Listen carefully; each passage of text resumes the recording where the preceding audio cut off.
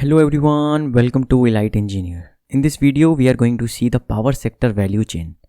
Basically, when we talk about the power sector, so there is various types of pricing and power purchase agreements that comes into picture. We are going to talk about today, 2023 is going on. So, till today, what is the pricing that is being taken by consideration by the government, Indian government, and what are the policies? So, when we talk about tariff, in this, we are going to explore various types of tariffs, what is price, what is tariff, and so on. So, when we talk about tariff, there are total three types of tariff at more general level when I call. So, there are solar tariff, EV tariff, and household tariff. All are different. Then comes our residential tariff, and then comes our commercial tariff. All the tariff is different. What we charge from the residential and what we charge from the commercial. After the Electricity Act 2003, this change happened.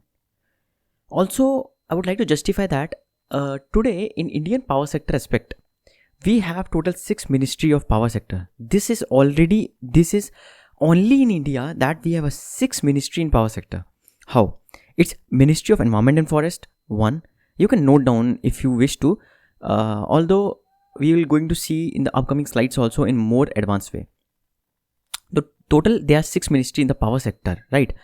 What are they? They are the Ministry of Environment and Forest, Ministry of Climate Change, Ministry of Science and Technology, Ministry of Petroleum and Natural Gas, Ministry of New and Renewable Energy Sources, and Ministry of Power. After that, there comes institute. What are the institution of when we talk about power? This CERC. Then comes 4 discoms I have. 46 discoms I have, and there are some state gencos, central gencos, and then there comes a CEA. Then comes some financial institutions like Power Finance Corporation, and also one more thing is there is one more company of financial institutes that provide finance to the institutes for renewable energy projects or some power projects, that is IRADA. We have seen that the IPO recently came into picture of IRADA. Then only people came to know about this IPO, IRADA, what it do. Then comes our power. Power has been put in the concurrent list for the state and central government both can take actions. That's why we have put this in the concurrent list of our constitution. So this is of power sector value chain, that is power sector aspects where we are going to see the power pricing and PPAs of power sector. So let's explore it in detail. First, it comes about what is a generation, transmission and distribution. Then what happened earlier was we had a generation that was connected to transmission and then to the distribution. Now, after the Electricity Act 2003, everything is just jumbled up. Like what happened here is now, generation, transmission and distribution has been unbundled by the Electricity Act 2003. How? Because here one baby has been added. Baby, that's called power trading. Now what happened here is in distribution system separate entity is there, transmission system separate entity was there, generation system was separate entity. Now everything is merged together. Also there is one more entity that came into picture was a smart grid. We are installing the smart meters at distribution end. We have seen we can just check the UP section where the government is planning to initialize the smart meters. They have begun the phase of installation also. So after this, there is a smart grid system where distribution system itself became intelligent. And now, when we talk about further, this is a very basic block, that is generation, transmission, distribution. Now which has become unbundled, right? Now then comes our supply demand curve. When we talk about supply demand curve, what happened here is demand is a downward sloping curve, whereas supply is a upward sloping curve. This is a price and this is a quantity. So when we talk about this price, where my pointer is there, this is a price of determination. So what happened here is when the demand increases, right? When the demand, just consider like you went to vegetable market. When the price increases, what happened here is you will reduce the demand. What happened here is the same thing. So what happened here is when the price increases, the demand will reduce, and similarly when the supply increases, the price will reduce because we have more quantity to sell, right? Then this is a very basic supply demand curve, but this doesn't happen in case of electricity sector. Why? Because electricity, we have a huge demand, but we can't take price lesser than that. When the demand is more, okay, we can't say that, okay, let's see, the price should be very less or price should be very more. There should be some reasonable price that every customer should afford. So that's why it's a problem to decide a price where this supply demand curve fails. This is a law of economics, and whereas this law fails when we talk about pricing, where lots of activities or government policies comes into picture. Then comes introduction. When I already discussed with you this introduction, that India's electricity supply industry is mainly owned by and operated by public sector, that is a generation, transmission and distribution. When we talk about generation, we have NTPC, NHPC, state power generating stations. Then comes our transmission, where we have a PGCIL, central transmission unit, state transmission unit. In distribution, I have state discoms. Then comes our power pricing. Price can be determined as a value and not a cost of a product or service at which it can be exchanged voluntarily in the market. Now, the problem is why power pricing is necessary to study. Because price acts as an indicator of demand and supply. Fine.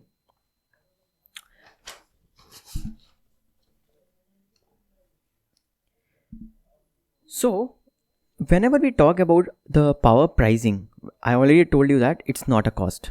It's defined as a value. So price is not merely the cost of producing a product. In this, what happens is we are generating the electricity by renewable energy sources or coal power plant. So price is not only the cost of producing, how much I am producing, that is a cost or product or it derive, but it's a value that a customer perceives in that particular product or service. In this, when we talk about the value of some product or service that a customer is getting, here transactive energy system also comes into play. Basically, we are focusing on the value what a customer is getting, right? So this is one of the main advantage of development in Indian power sector, what we are looking at. Also, we know that reasonable price need to be paid by a producer as per the Electricity Act 2003 without compromising the interest of the consumer. I'll just show you how. There are different types of markets available in our system. Like when we talk about economics, we have a perfect competition, we have monopoly, we have monopolistic and oligopoly. When we talk about perfect competition is like when large number of buyers and sellers are available in the market. Monopoly, it's like a railway or power sector. Railway only it's in the hand of government. Monopoly is good when it's hand in the government, but it's bad when it's in the hand of the private sector, because government can keep some fixed prices, some fixed price cap, so that the customer should not bear. But what happens is, if this happen in the case of private sector, they can keep how much they want. Then there will be a monopoly in that sector. So it is not good when it's come into the private sector. Then comes monopolistic and oligopoly. There are 2 or 3 players in the market. I will just show you in the next slides, upcoming slides, the difference between all the markets in detail. And now the problem is why reasonable price is required for the growth of this sector. You can answer this question in the comments also. And how to enable the power utilities to earn the return on investment, right? So we can discuss in the comments if you're interested. Now, it's not a power crisis or coal crisis. It's a payment crisis. How? What happened here is, due to government subsidies and policies, the government, the utilities, the distribution sector is not enough capable to charge extra amount because they are in the loss. What happened here is, you can see the condition in the Delhi. Delhi government made 200 units free for every customer. Now, when they are doing 200 units free, then who will bear the cost? Government? No. Government will not at all bear the cost. They will take the loan. They will repay the loan to the transmission and Gencos.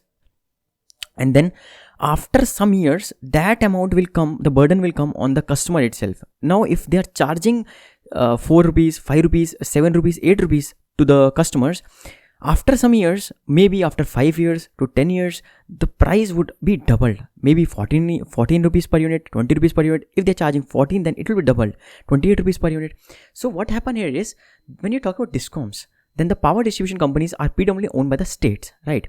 What happened here is, they are low efficiency, high TNC losses and accumulated losses over 5 lakh crores and low and uncertain revenue recovery from the customers, including various government entities.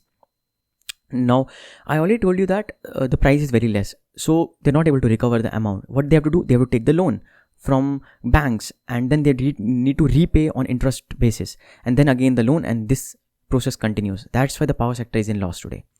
Then comes the regulatory assets of 1.25 lakhs crore. Also the political pressure of cheap or free electricity because of some political tactics. And also there's a delay in tariff revision. Tariff revision is one of the main problem in India. And also 1.1 lakh crore of Gencos, and the Gencos power generation companies run at the center and state and the private sector. Now, this is a main line. It's not a power crisis or a coal crisis. It's a payment crisis that need to be reformulated. Also, you know that India cannot even grow from, cannot stop the coal generation like thermal power plants. Why? Because you know that recently the COP summit also took place, where everyone was saying that they will just switch off their thermal power plant and they will try to bring renewable energy. They will just try to bring the renewable energy into their system by 2030. But India declined that. Why? Because renewable energy is itself not provide enough electricity to the need of the people. And also one of the main advantages is that we are getting much more cheaper electricity from the coal right now. If we close that electricity that is getting cheaper, much more efficient, then I don't think so that India is going to survive. We will have the electricity shortage, and then we need to do power purchasing from different countries. Okay, so that is one of the main problem that India took action in COP summit. Then comes our power pricing. The regulatory asset. A regulatory asset is a specific cost of a service recovery that a regulatory agency permits a public utility, usually an energy company, to defer to its balance sheet. I'll just explain you this. Under the constitution of electrify is on concurrent list. The electricity is on concurrent list, which means that state rather than the central government are primarily responsible for setting the electricity tariff. What happened is, if I talk about Gujarat, so Gujarat state government is itself responsible for setting the electricity tariff. Not the central government, right? The state has a largest share of generation and transmission assets and almost all the distribution in their control. So what is difference between the price and the tariff? Also, one more thing that I would like to explain the regulatory asset. For example, we have a long-term power purchase agreements, right? Now the price of generation will increase, for example. So price of increase in the coal price increase. Price of tariff increases from the generation end. So what happened is, when we talk about the power purchase agreement, which is a long-term agreement, like we need to supply some power, X amount of power for the 5 years. And after the 1 year, we see the coal price increases. When the coal price increases, the price from the generation end also increases. Now, the leftover fund, who will pay? The price increases, so who will pay? DISCOM will not pay because they already did the power purchase agreements. Now, what happened is, DISCOM pay to the Genco if the power increased, like for example, power increased from 1 rupees per unit to 1.2 rupees per unit. So 0.2 rupees, what it will be? It will be then the regulatory assets that is being taken into consideration into the balance sheet. Now the surcharge DISCOM pay to the Genco, late payment surcharge. Now who will pay? The customer will pay at the end. So better to increase the price now. Then it will be a fixed cost, emergency charge, surcharge that is covered by the regulatory asset. I hope this might be clear. If you have some other doubt, you can just comment. I'll just try to resolve it in quicker way. Then comes it, what is the difference between price and tariff? When I talk about the price and the tariff, price is a value of a product or a commodity that is determined in the market. It's a value of a product or commodity determined in the market. Or for example, you went to a market to buy a potato. At that market, it depends upon the shopkeeper. For example, I will just tell you, yeah, it's fine with a potato example. You went to a market to buy a potato and it depends upon the shopkeeper. You negotiate the price and then the price will be determined in that market. That is the price. Also, how price is determined? When we talk about recently now in India, we are installing the solar PV panels on the rooftop. We can see the huge trend in peer-to-peer energy trading in the upcoming years. That will determine the price based upon what we want to sell to our neighbors. That is a price determination. Tariff, the value of product or commodity determined by the government or regulations. Now what happened here is, the government decide that if you sell this electricity to me or if you sell electricity to the neighbor, you have to pay some X amount. That is a tariff because government is already determined by some of the regulations. So we need tariff or price as compared to our situations, what arises. Now the power pricing. There are different types of market, I already told you. That's a perfect competition, monopoly, monopolistic and oligopoly. When I talk about power pricing in perfect competition, perfect perfect competition means a vegetable market where we have a huge number of sellers, we have a huge number of buyers, and that comes here. Yeah, no buyers and seller is so large to influence the market, because no one can influence the market in this case, because both are acting independently, right? And there is a homogeneous product and no barriers to entry or exit. There is no artificial restraint on prices. There is a perfect information that is flowing among both, and the profit maximizing firms are also there in this, and it's very good, perfect competition. Then comes monopoly. Monopoly is not at all good. I already told you, if it's in the hand of private sector.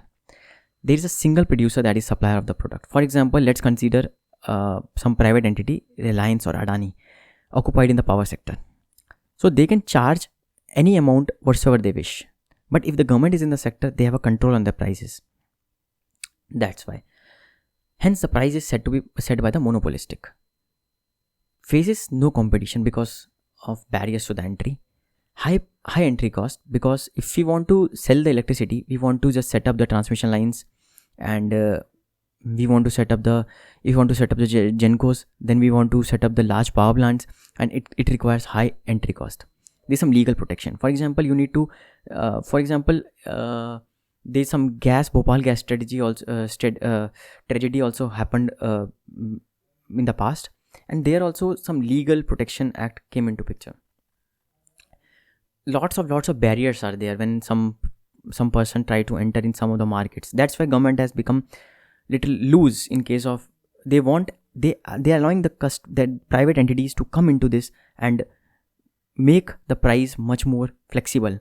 And maybe in the upcoming future we can see the dynamic pricing at the distribution end also, and where this is a thing where I am working on, the dynamic pricing of the distribution end. Also there is various patents and copyrights comes into play, and there is a natural monopoly. Then comes monopolistic competition. When I talk about monopolistic competition, is a form of market in which there are many number of buyers and sellers of the product, but the product with each seller is different from the other. For example, when we talk about PepsiCo also produces this Pepsi, Diet Pepsi, zero sugar Pepsi, and this is a product by the Coca-Cola, which is similar. When we go to the market, we don't find the Pepsi, we took the Coca-Cola, because we think that both are the same. This comes under monopolistic competition. Here, low barriers to entry, product differentiation is there, pricing is there, and the demand elasticity is there. Then comes our oligopoly competition. Oligopoly means there are few number of sellers, but there is large number of buyers. We have already seen that Vodafone Idea faced a lots of issue in this case. That's why they merged together. And here, there's a lots of issue when we talk about the oligopoly market, because there are few number of sellers and they compete with each other to provide the better pricing for the buyers. And here, buyers are in advantage. Now, what about the power sector? So, when you talk about the power sector, we'll start with the theory of pricing now. That's my favorite topic, the theory of pricing. The theory of pricing means that the aggregate demand and supply model serves as a useful framework for studying price determination. You know what happened here is how price is determined. Price is determined based upon what is supply and the demand of our system. For example, when we consider our some 33 bus system or some distribution system we can call, based upon the pricing at particular system, we can create a system that is a dynamic pricing system. That is fine, that is not being done in India yet, but still I hope so it will be done in the future. Also, the prices are in the long run determined by interaction of aggregate demand and long run aggregate supply. Most theories of price determination have few common features. That is a downward sloping demand curve and vertical long run supply curve. I already told you that demand curve is look like this and supply curve look like something like this. And similar to all other commodities, consumers of electricity will increase their demand up to the point where the marginal benefit they derive from the electricity is equal to the price they have to pay. I already told you that when these demand and supply curve intersect, that is a price, that is a marginal price that need to pay for getting some of the quantity that was coming on the x-axis. Also, the theory of pricing tells about the dynamic pricing. The electricity market generally offers a flat tariff structure to all the customers. Recently, I already told you that there is no dynamic pricing occurs at the customer segment. There is only the flat tariff structure. So, electricity prices typically do not experience the full effect of the market force and hence do not reflect the true cost of generation and distribution. See, the generation could be 1 rupees per unit, it could be 14 rupees per unit, but the customer has to pay fixed price, for example, 7 rupees per unit. So the market force doesn't affect what is the actual true cost of generation and distribution. Also, a dynamic tariff structure have the potential to flatten the demand curve. So what happens here is, if we say the customer that the price is more, please shift your demand. So that is one of the problem in India, that people think that if we put the dynamic tariff, that will cause a burden on the customer. No, that will not cause a burden on the customer. We can shift their demand. Like for example, we see that during night times, when people come from office, there is a high demand in that period. And if the restaurant also are told that don't switch on your dishwashers and like some equipments which can be delayed to the late night at that duration, so that can either shift the demand, that can flatten the demand profile, and that will not reduce the demand. That is a myth what we are following. It will reduce the demand if we produce a dynamic tariff. No, it will shift the demand from the daytime to the night time, like this. And the dynamic tariff also provides each customer with the opportunity to reduce his or electricity bill. What happened here is, we don't know right now how much electricity is being charged. Like there is some fixed unit. So what happened here is, if we do dynamic pricing, customer can even get 1 rupees per unit electricity, 2 rupees per unit electricity based upon the dynamic tariff of that particular area or region. So we can just put the dynamic tariff into our analysis also. The knowledge about the demand price relationship for electricity, customers willing to pay for the electricity, and demand forecasts are necessary for the suppliers to plan their supply and tariff structure. What happened here is, now you keep the price as 14 rupees, 20 rupees, 30 rupees, but what if customers are not willing to pay for that amount? So that has to be taken into consideration. For the country like India, we are divided into low income, high income, and medium income customers. For that, it's much more beneficial for each and every segment to have willingness to pay for electricity. That can happen from the demand forecast. So that can be integrated to the smart meters that is being taken into consideration by the governments right now. So for example, this is a market electricity price, which you can see it's changing with time. It's in rupees per megawatt hour, like it's a market clearing price. Now when we talk about the price elasticity of electricity demand, so it depends upon dQ by dP, where the Q is a quantity of demanded electricity and P is the price of demanded electricity. For example, when we talk about P1, it's a price 1 that is 6 rupees per unit, and Q1 is 800 megawatt hour. That is quantity demanded is this and the price is this. If quantity demanded is this, price is this, what is the elasticity of demand? You can calculate by this simple formula. We can get the price elasticity of demand. Price elasticity of demand, this is also a formula that A is starting with a constant, then comes the coefficient of average income, B1, coefficient of GDP, coefficient of price electrical goods, coefficient of demographic price. And this gives me the electricity demand. These are some theoretical aspects of the study, right? Now comes electricity prices and subsidies. We know that Indian government is providing subsidies on electricity. Then the more than any other factor, the way electricity prices are determined has inhibited Indian power market development. Underpricing and the political influences is the price determination have worsened the financial situations of the main electricity producers, wholesale buyers and suppliers. Because of underpricing and political pressure, the price determination has become worst. That has caused the financial burden on the energy producers and energy distributors both. So this increases the risk of private players who wish to enter the electricity market. For example, why you will do the business when you know already there is a loss in this business? No, you will not enter into that business. Because of this, very less private players are interested to enter this business. That's why government is providing some subsidies, some loans, so that they should enter into the business. For example, we can see the recent trend in the development of renewable energy sources at the customer end, and at the they are constructing the solar parks and all. We can see in the Gujarat also there is a large solar park that has been developed, and Tamil Nadu also. So that is because of the government initiative. Government is providing loans, government is providing subsidies. That's because of government only. There are large cross subsidies between the customers category in India. Tariff for household is different from tariff of agriculture. They are both generally below the actual supply cost, while the tariff of other customer categories are usually above the utilities reported average cost of supply.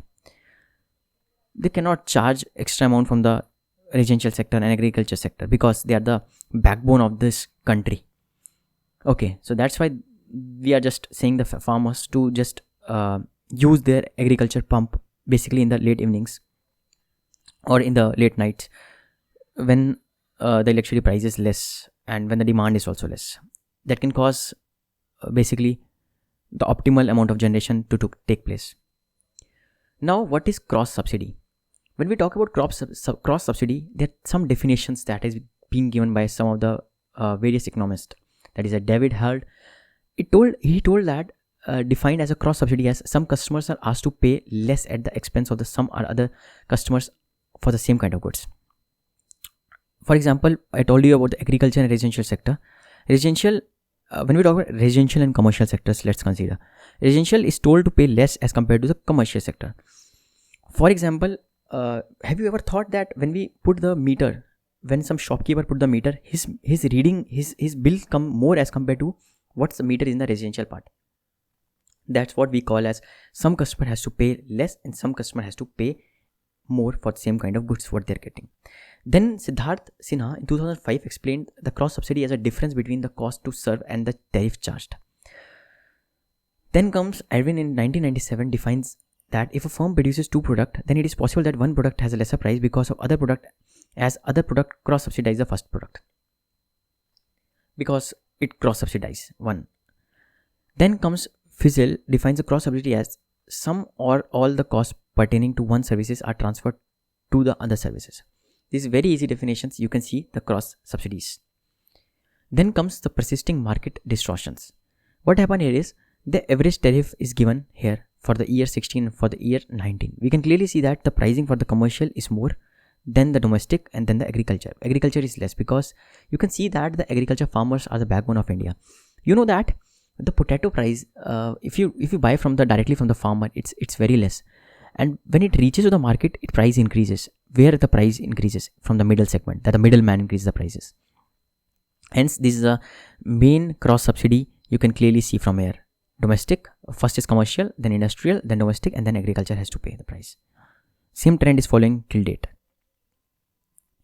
Then comes cross subsidy, Electricity Act 2003. Now in India, electricity system, agriculture customers are cross subsidized by the industrial customers. Because they are paying more, they are paying the less for the same amount of electricity. As per the section 42 EA03, cross subsidy surcharge will be levied from the open access customers to meet the cross subsidy within the area of distribution licensee. I will just explain you in the upcoming slides or maybe in the next presentation. Here are the few things that we need to consider: that what is open access, what is objective open access, what is a cross subsidy surcharge, and what is a cross subsidy surcharge is levied from the open access customers. These all the questions will be cleared in this upcoming lectures of mine. Now let's discuss about type of pricing. There are products and services whose demand varies according to the time. There are time periods when the demand increases substantially and the supply cannot meet the demand. Often the pricing strategies are adopted to flatten the curve. I already told you that. Just 1 minute, I'll just show you. Yeah. Now we have some pricing something like this, right? Some pricing like this. Okay, this is a peak that is coming. So what I'll say is, I'll say the customer to reduce the demand so that this is a peak which was coming. This will become like flat, and here the customer will just use it like this, like this, like this, like this, like this, like this, like this. So this peak would be reduced. This peak would be reduced. So this is what we call the peak shifting, what we call. Okay. So here we flatten the curve. This curve is being flattened here. Also the peak load pricing is one such strategy, because here the peak is coming. We have to charge here high price for the customers. Under this type of pricing, higher tariff is charged during the peak demand and lower tariff is charged during the off-peak period. This is an off-peak period because off-peak period is when in India, when we just sleep after 12 o'clock, that is an off-peak period. Then at that period, lesser tariff is there.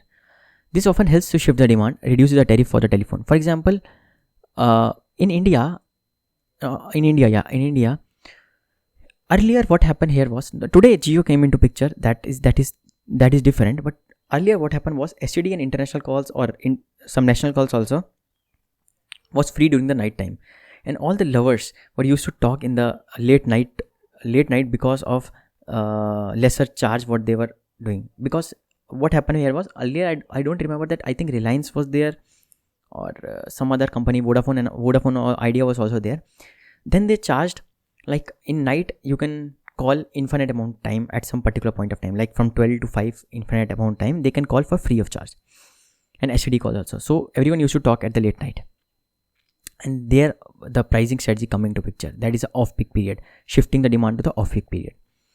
In electricity sector also, we have explained the use of time of the day tariff, especially for high tension customers, widely prevalent in many states today. I've seen in Delhi. I don't have idea for the other states. It is in Delhi. Now, some concerns are there. The cost of supply at high voltage differs from at the low voltage side. The cost of supply. Both the high and the low load factors affect the cost of the supply. For example, in India, earlier what happened was, the generating end was generating electricity without taking consideration of the load factor. Now, as per the Electricity Act 2003, government put regulations on the Genco side, distribution side, transmission side, for putting some X amount of losses in the system and putting the plant load factor to some value. Now they can't reduce the load factor to very low value, or cannot increase the load factor to very high value. So the quality of power has been increased by Electricity Act 2003, and the generation cost of thermal power plant is approximately 175 paisa per kilowatt hour, while that of the remote unit ranges from rupees 2.20 to 3.40 per kilowatt hour. Then comes bundling. Okay, so before I explore you the opportunity of bundling, I'll just tell you what is bundling. Have you ever went to the grocery store or some stores where you get offer buy one get two free, buy one get one free? That is a bundling. Also, when you stay in some restaurants or some hotels, you will get the price like take the room and you will get the breakfast complimentary. That is bundling. Bundling is being come into the power sector. Also, I would like to give one example of bundling, is that it's a practice of selling two or more separate products together for a single price. Bundling takes place when the goods or services that could be sold separately are offered as a package. For example, in today's, what happened here is, the Tata Sky or some dish TVs, the television companies are selling their set-top box. So that box is price, this is free, the installation is free in the starting, and that price is being taken into consideration by some amount of fees that they charge every month. So I think this is 155 rupees every month that we need to pay, for which they are getting some X amount of channels, and in which they are taking the charge for the box also and the installation cost also into consideration. So this is a bundling. They are giving us free in the starting, but they are taking everything into consideration, installation cost and some X amount of fees for the accessories. Here the bundling, there are different types of bundling. That is a pure bundling, mixed bundling, and time. Pure bundling is a product sold exclusively as a bundles. Mixed bundling is a product sold both separately and as a bundle. Whereas tying, this refers to the purchase of a main product, tying product, requiring the purchase of another product, tied product, which typically serves as additional complementary product. I hope the bundling is clear. Then comes two-part tariff. Yeah, it's very interesting, the two-part tariff. I really appreciate this two-part tariff of government. I not appreciate it, but yeah, I know very few people are aware of the two-part tariff. So the two-part tariff is, we are getting the income from, if you're a government servant or if you're a private entity also, you're getting the income from your company, so you have to pay tax on the income. So that is a one type of tax. Now, when you go to the market to buy some of the things like bread or something, again you need to pay the tax. So that is a two taxes that government is taking from you, right? So that's what the government is smart. So if you earn 100 rupees, you are giving 60 rupees as a tax and you are getting 40 rupees in hand. Then the two-part tariff also involves the buyers paying a fee for the privilege of purchasing a product along with the regular price, like I already explained you about the TV example here. And then the fee for the privilege of service plus prices for the services consumed is called two-part tariff. And it's used a tariff strategy followed by electricity sector also. The tariff has a component fixed charge and the variable charge. That is, I already explained you about giving the example of television company.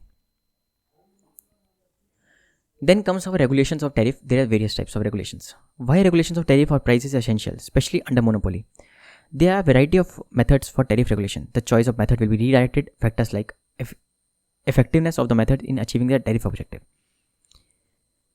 I already explained you that the regulation of tariff is very important because we have some infrastructure and information systems that can affect our tariff regulations also. So hence in this case the government is playing crucial role. There are various types of regulations of tariff. For example, the rate of return or cost of service, where the marginal cost based price comes into picture. Performance based regulations comes into picture, RPAX and competitive bidding. We're going to explore these things in much more details in our upcoming slides. Starting with the rate of return regulations or cost of service. The rate of return approach requires the determination of allowable cost and rate base and the rate of return to be allowed on the rate base. The rate base is the capital amount on which the return is allowed.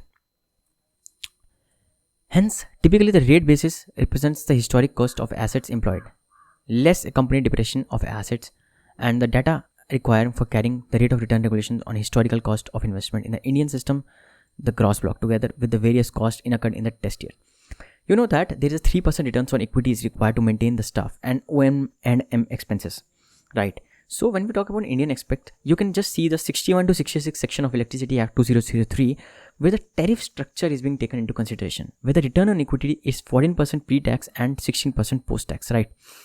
So there are different forms of regulations that is being taken into consideration that has various advantages.